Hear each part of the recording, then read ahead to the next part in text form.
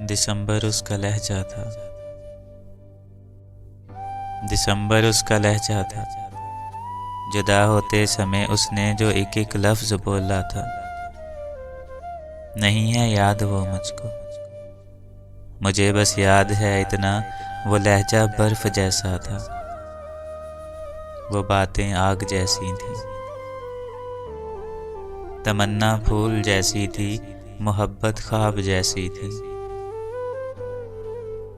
दिसंबर जब भी आता है, दिसंबर जब भी आता है, वो ऐसे सर्द मौसम में महकती याद की गिरहें अचानक खोल देती है। रगों में दौड़ते खून में उदासी घोल देती है। मेरी ख्वाबीदा पलकों पर तभी अश्कों की सूरत में सितारे झिलमिलाते हैं।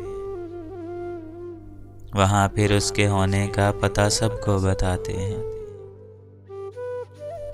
हिनाई हाथ पर जब भी वो मेरा नाम लिखती थी, तो उस एहसास की खुशबू मेरी सांसों में बसती थी।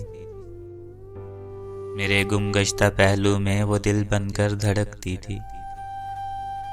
वो सब बातें बजा लेकिन, वो सब बातें बजा लेकिन जुदा होते समय उसने जो एक एक लफ्ज बोला था, वो लहजा बर्फ जैसा था, वो बातें आग जैसी थी।